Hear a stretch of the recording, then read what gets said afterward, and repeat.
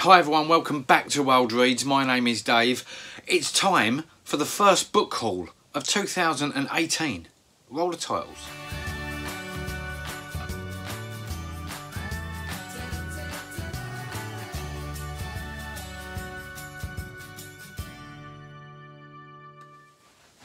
Hi everyone, welcome back. As I said in the introduction, it's 2018 and it's the 15th when I'm filming this, and I haven't filmed a book haul yet. Something must be wrong. Well, there's nothing wrong with me buying books because I have bought a shed load of books. So I'm going to go through some of them with you today, which might include a couple of library books as well, because I've recently rejoined the library. And look out for a lot more library-based content on my channel coming soon. So straight on with the books then, because we have quite a lot to get through. First up, in my all the books that you're about to see, I don't think I'm going to do any new ones in this haul. I might have to do a part 2, and that will contain the new books and the books that were kindly sent to me by publishers. These are charity shop finds, second-hand books, and there's some really good ones in here. So straight on with the first book. Jeanette Winterson, The Daylight Gate. This is a small novel. A mysterious gathering of 13 people is interrupted by a local magistrate. Is it a witch's sabbat? In Lancaster Castle, 2 notorious witches await trial and certain death, while the beautiful and wealthy Alice Nutter, what a great name, Alice Nutter, rides to their defence. Elsewhere, a starved child lurks, and a Jesuit priest and former gunpowder plotter makes his way from France to a place he believes will offer him sanctuary. But will it? And how safe can anyone be in which country? You may remember from my non-fiction November that I read Why Be Happy When You Could Be Normal by Jeanette Winterson, and I did promise to read some more Jeanette Winterson fiction.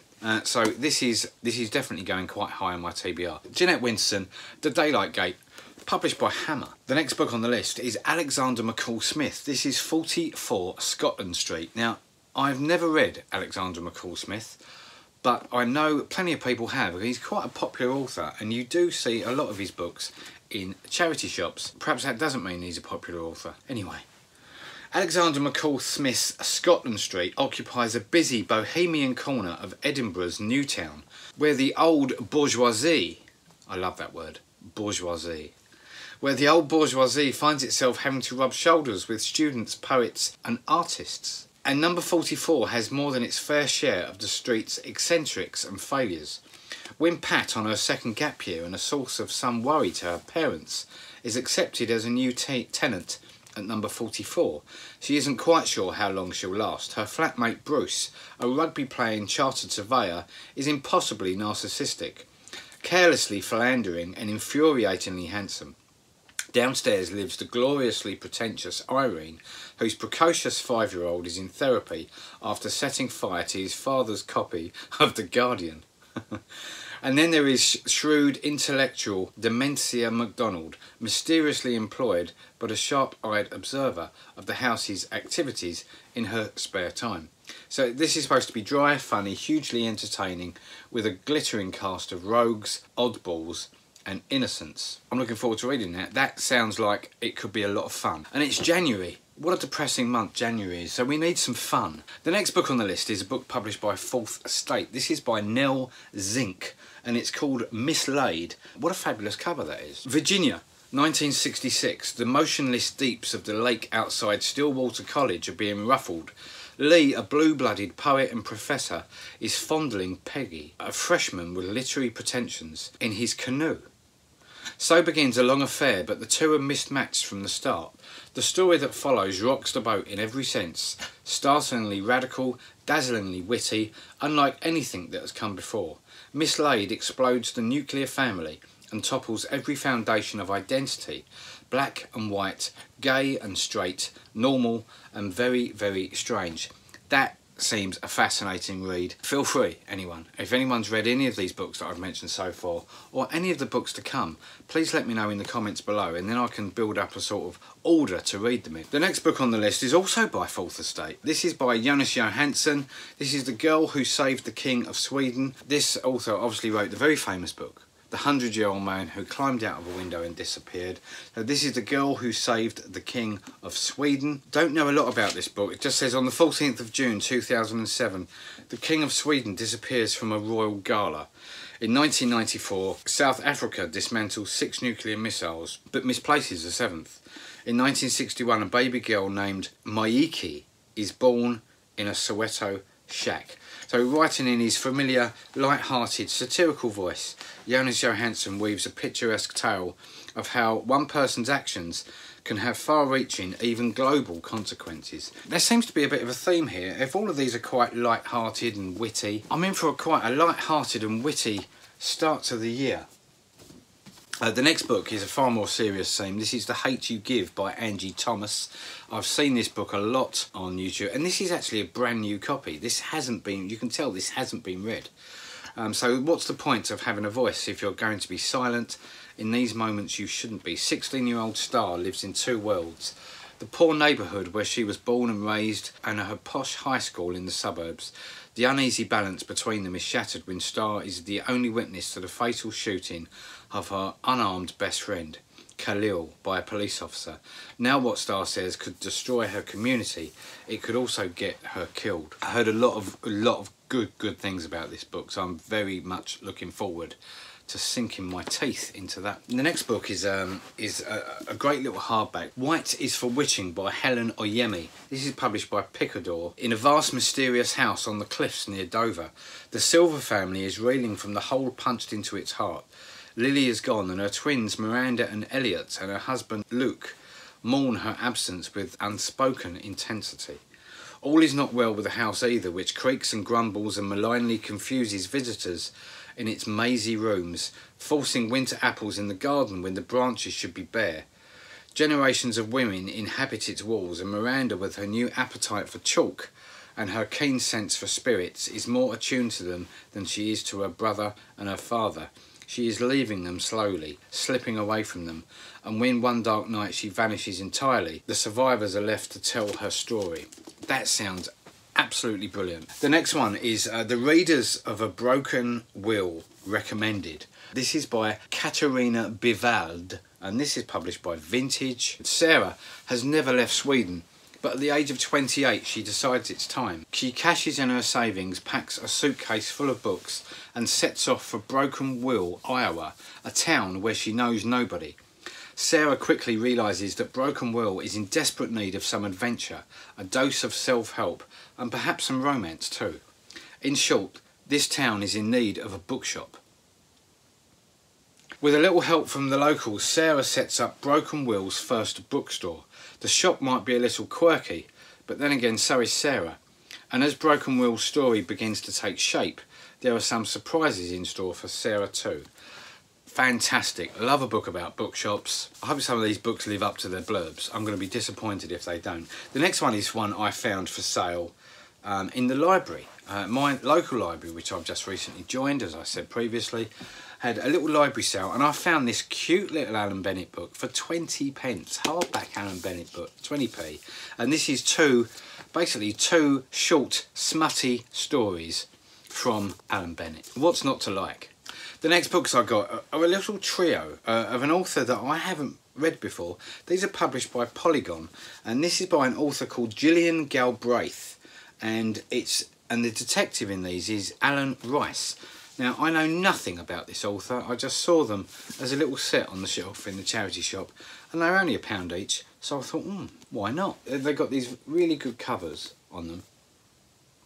I think they're Scottish. I don't know if they're historical, but they do seem quite interesting, and I thought I might read them back to back. If I like the first one, then I'll read the second too. So that's a little trio of books there from Gillian Galbraith. The next one is a Philip Pullman. Now, for those of you that don't know, I haven't read his Darkest Materials. I haven't read the trilogy, but I have got a copy of the first book. I do plan to get to this trilogy this year, so I've got my copy of Northern Lights ready to go. This is the second or the third. This is book 3 in his Dark Materials. Look at this cover. This was for sale in the library as well. This was 20 pence. Gorgeous, gorgeous embossed cover. I wish I had the whole set.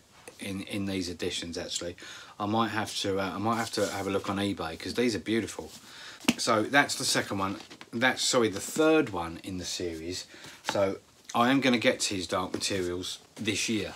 The next ones are a couple of Daphnes, a couple of Daphne du Mauriers. We have My Cousin Rachel and Frenchman's Creek. Next we have a couple of Susan Hills, a little paperback. I love these little novellas that Susan Hill brings out. I read a brilliant one last year called A Kind Man, and this is what Susan Hill does better than anyone else that I read, really. These little novellas that she brings out are absolutely fabulous. So this is called Black Sheep.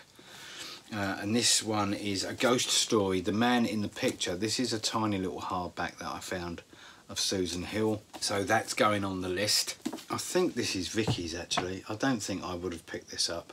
And this is by Kate Long. Now, I know nothing about this author, and I'm actually suspecting that whilst we were in the charity shop, Vicky might have put this book on my pile, because I don't actually remember picking this one up. That doesn't mean I've stolen it.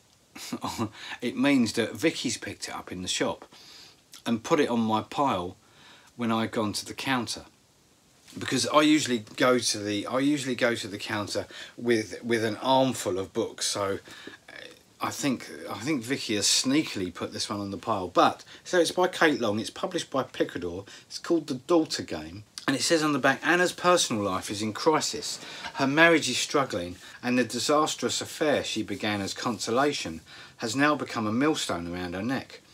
The place where she feels most secure is the safe and ordered world of the classroom, until a new pupil arrives in her English group. Callie is beautiful and bright, but also vulnerable. Anna tells herself that it's only natural for a caring teacher to show concern for a troubled student, and believes their developing friendship can save them both. But when that friendship begins to tip over into something more intense, Anna finds her professional and domestic lives caught up together in a spiral that threatens to destroy everyone she ever cared about. As I said, I can't remember picking that one up. I'm going to show this to Vicky afterwards, because I suspect this might be one of her books. But there you go. I've hauled it anyway. So that was it. That brings us to the end of the first part of the January book haul. I will be back with part 2, which will contain some brand new books and some more charity books and some publisher books. And oh, I did promise to show you some library books. I'm just going to show you these quickly. This is Lost for Words by Edward St Alban. I've already read this, and I didn't like it. So this is going back to the library, but I will include it in my wrap up, and I will tell you why I didn't like it. I think I was expecting a bit too much from it, but it wasn't very good. The next one I got from the library is The Lesser Bohemians from Elmire McBride. An 18-year-old Irish girl arrives in London to study drama and falls violently in love with an older actor. This older man has a disturbing past that the young girl is unprepared for. The young girl has a troubling past of her own. This is her story and their story. So that's one that I borrowed from the library. And also from the library, I've got The Wolf Boarder by Sarah Hall. This is published by Faber. For almost a decade, Rachel Kane has turned her back on home and worked in Idaho at a reservation for wolves. As one of the few experts in her field, she is summoned back to England by the eccentric Earl of Annandale to help with his plan for rewilding wolves on his estate in the Lake District.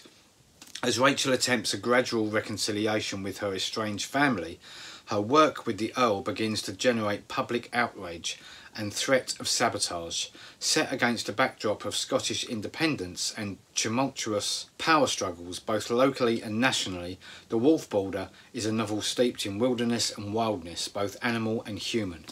Sounds fantastic, and I've got these till, I think I've got these to the end of the month. Well, unless I take out an extension to their loan. Get me, all library language. That's probably quite enough to be getting on with for now. I will be back on Sunday with the second part in the series, 6 new books. So this one's going to be 6 new books to look out for in February. Until then, whatever you're doing this week, enjoy your books, and I will be back here on Sunday, where hopefully you will join me. Take care. Bye bye.